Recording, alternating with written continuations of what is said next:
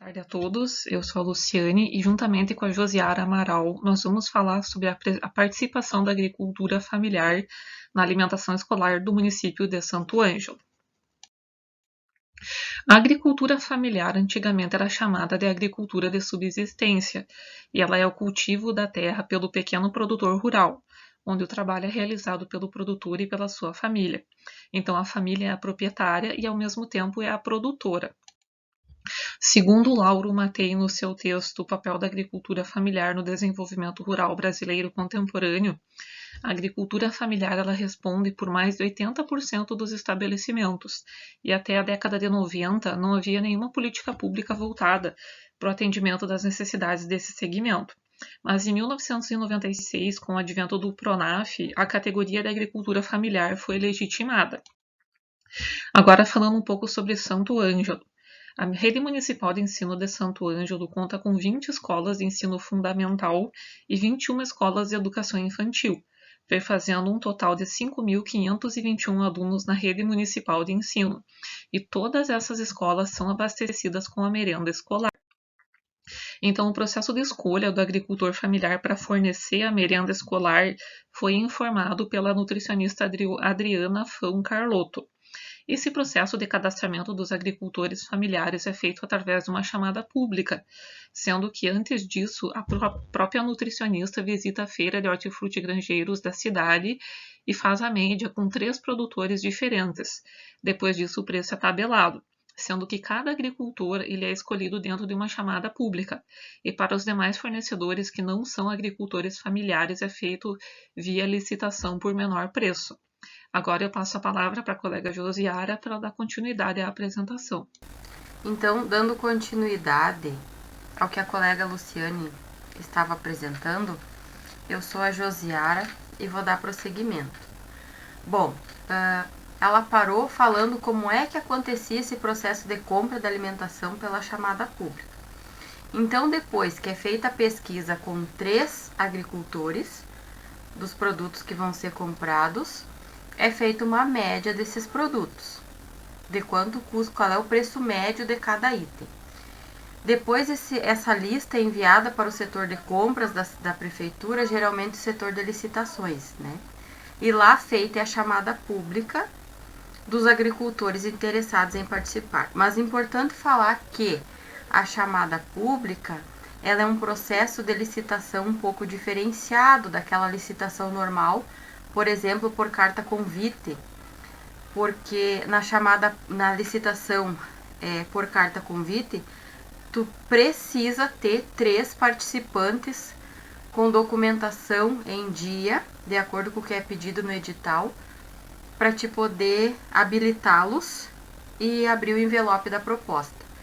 Na chamada pública, não precisa ter 3, né? É exigida a documentação, são 2 envelopes, o envelope da documentação e o envelope da proposta. Mas não é necessário que haja no mínimo 3 participantes. Com um participante, se ele entrar e apresentar toda a documentação em dia e os preços estiverem de acordo com aquela média, ele é habilitado e o processo de chamada pública acontece. E importante ainda falar da chamada pública, que ela deve ser amplamente divulgada nos meios de comunicação, colocar no jornal o edital, nas cooperativas, nos sindicatos, aonde tenha movimento de agricultores, principalmente familiares, esse edital deve ser colocado, deve ser amplamente divulgado. E outra coisa importante falar que os agricultores, num primeiro momento, eles tiveram muita dificuldade na chamada pública em questão de documentação, porque é uma documentação bastante extensa e que muitas vezes o produtor ele sabe plantar, cultivar, mas ele teve que ter um apoio para estruturar toda essa documentação, que eu posso citar aqui alguns que eu tenho conhecimento, né, que são pedidos. Negativa de FGTS, negativa de causas trabalhistas, toda a questão de documentação burocrática é muito grande, então aquele agricultor que muitas vezes ele está acostumado a só produzir, para ele é complicado juntar toda essa documentação e mantê-la em dia. Então foi preciso bastante apoio nesse sentido, mas hoje eles já estão mais acostumados, né, para fazer esse processo. Depois que a chamada pública é aprovada e homologada, o agricultor ele deve então fornecer à Secretaria Municipal de Educação uma amostra do que ele está produzindo. Porque assim, não é porque ele é agricultor que também não vai se exigir que o produto seja de qualidade. Então, por isso que é importante essa amostra, para ver se está tudo certinho, se tem as condições de higiene adequadas, se o produto ele está de acordo com as exigências, né? Porque é para alimentação escolar, então, né, precisa ter qualidade, é comprado com verba pública, o recurso público, então ele precisa ter um processo assim que ele tem que ter uma lisura, não pode ser porque é uma verba pública qualquer coisa, tem que ser um produto de qualidade ou estar dentro dos padrões mínimos exigidos.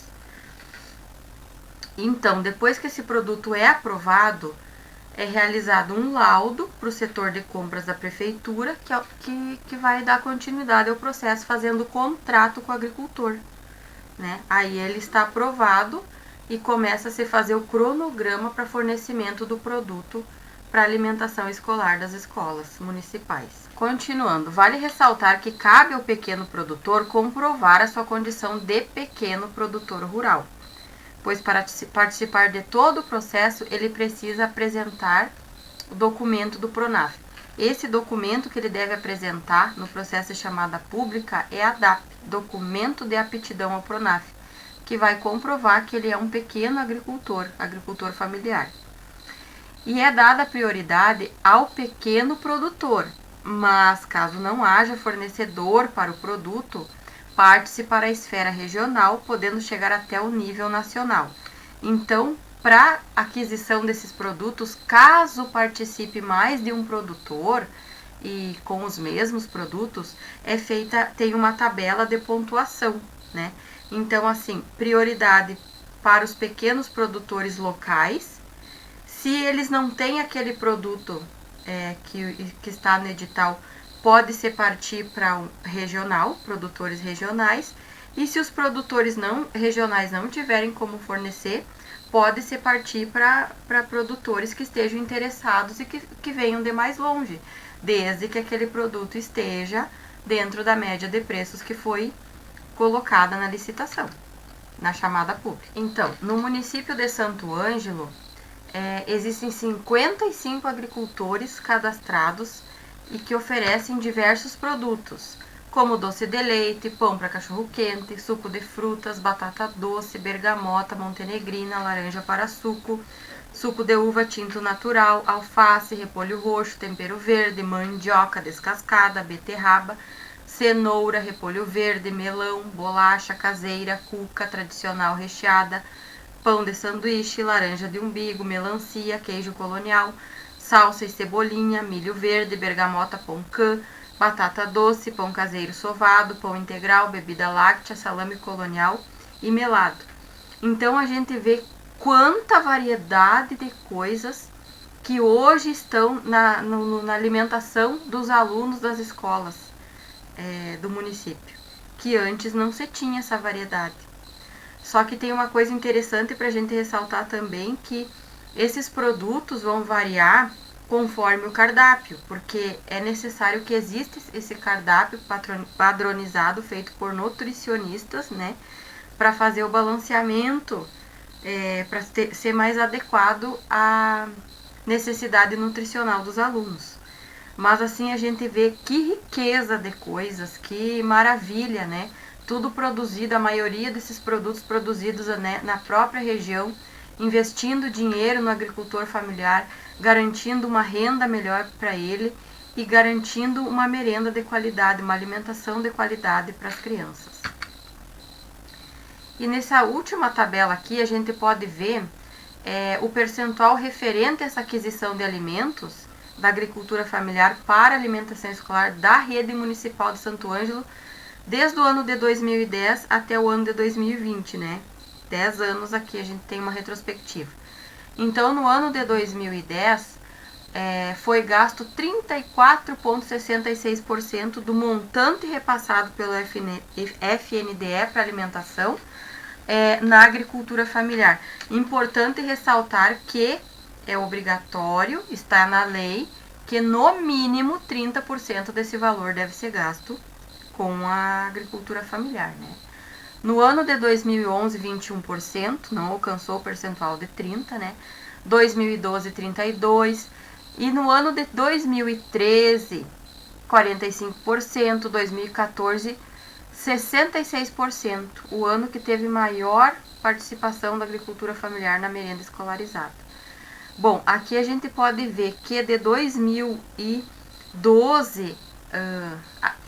entre 2010 e 2012, a gente teve um percentual que ou ficou no nível ou ficou um pouco abaixo. E essa questão, como tinha sido implantado efetivamente no município, essa questão da agricultura familiar, desse percentual da agricultura familiar, então, muitas vezes o agricultor não estava preparado com documentação e não estava preparado com o produto naquela quantidade demandada, né, para poder entregar. Aí, com o passar do tempo, a gente vê que houve uma organização e a partir de 2013 a gente vê esse percentual acima dos 30%, né? 2013, 2014, 2015 nós temos 56%. 2016 já teve uma queda bem importante, 36%, mas ainda se mantendo dentro dos 30%. Em 2017, 63%. Em 2018, 30,68%. 2019, 44% e, infelizmente, no ano de 2020, com a pandemia, apenas 18% do total adquirido com a agricultura familiar.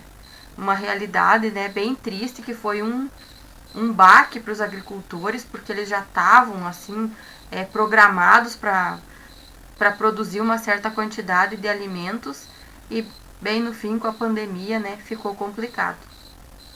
Mas, de tudo que a gente viu nesse trabalho, a gente percebe a importância que é inegável da agricultura familiar e como esse programa de aquisição da alimentação escolarizada através de produtos da agricultura familiar, tentando se simplificar um pouco o processo com a utilização da chamada pública, foi importante tanto para o aluno que teve condição de receber um alimento de qualidade, importante para o desenvolvimento nutricional, para a aprendizagem dele, quanto do agricultor familiar que pôde ter uma renda melhor.